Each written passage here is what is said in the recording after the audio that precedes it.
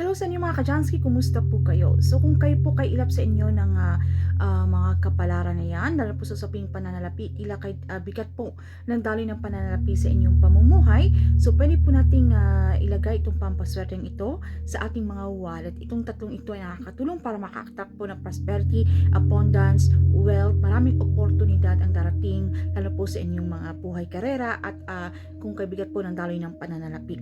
Okay? So una po riyan ay meron po tayong 6 na coins na pwede po natin ilagay sa ating mga pitaka. So itong 6 coins mga ka-Jansky o 6 na piraso, okay, na mga barya, ay pwede po natin itong ilagay sa ating mga pitaka. Ito po ay nakaka-attract ng swerte, lalo na po kung sa inyong mga buhay karera na tila kaila po sa inyong swerte, kung hindi po kayo nakakahanap ng magandang trabaho, or kung gusto nyo po magkaroon ng magandang posisyon, alright, na matagal nyo nang inaantay, kahit alam nyo naman po sa inyong sarili na deserve nyo po yung bagay na yan, okay, na lagi pong may mga blockage. So kung meron po tayong mga usapin sa mga problema sa usapin pananalapi na tila po kahirap talaga, na talagang lagi tayong namumroblema, lagi tayong kapos, tayo ay laging kipit, kahit alam naman natin na tayo po ay nagsusumikap sa buhay, na kung may pera mang dumating ay napapalitan agad ito ng paggastos. So pwede po tayong maglagay ng 6 na pirasong parya sa ating mga wallet.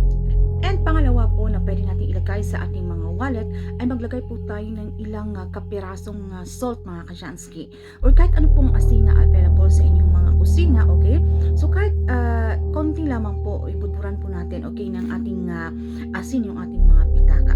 Dito po ay nakakatulong para maprotektahan po ang inyong mga luck. So halimbawa na nagtataka kayo kung kayo naman po ay siniswerte, para hindi na po itong maagaw ninumal ang swerteng dumarating sa inyong buhay, na kayo ay sinuwerte, agad po ito napapalitan ng kamalasan, okay, na ito po ay nabawi agad sa inyo. So para maprotektahan po ang inyong mga good luck na yan na andyan na po sa inyo, so maglagay lamang po kayo nitong asin, okay?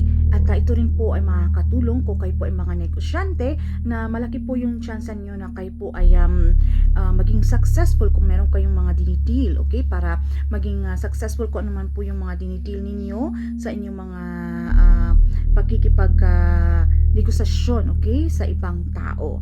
Then kung ano man po yung mga, halimbawa meron kayong balak na mag-apply sa abroad, alright, na mabilis po yung swerte na kakapit po sa inyo, at mahadlangan niya po kung ano man po yung mga kamalasan.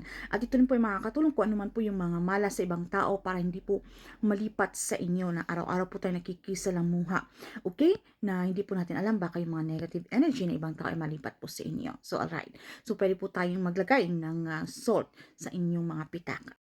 At yung pato po natin mga ka-Jansky ay maglagay po tayo ng 7 pirasong butil ng bigas. Dahil ito pong bigas, ito po ay sumisimbolo ng prosperity, abundance, wealth. Ito rin po ay nakakatak ng chi energy o yung mga positive energy mga ka-Jansky. Ito rin po ay sumisimbolo ng good health. So pwede po kayong maglagay itong tatlong ito sa inyong mga wallet, okay? Para merry po at tuloy-tuloy po ang pasok ng inyong swerte. At ang pinaka-important ay dapat malakas po ang inyong paniniwala na kayo po ay talagang siswertihin sa araw na yan, at deserve nyo po ang mga bagay na yan, dahil kayo naman po ay hindi tamad, kayo po ay nagsusumikap sa buhay, kayo po ay matulungin sa inyong kapwa, at kayo naman po ay walang hindi po kayo nanlalamang ng inyong kapwa. So ginagawa po natin ito para iparating natin kay universe na tayo po ay ready nang makareceive ng blessings na yan, dahil deserve po natin yan. So good luck po sa inyo mga ka-Jansky.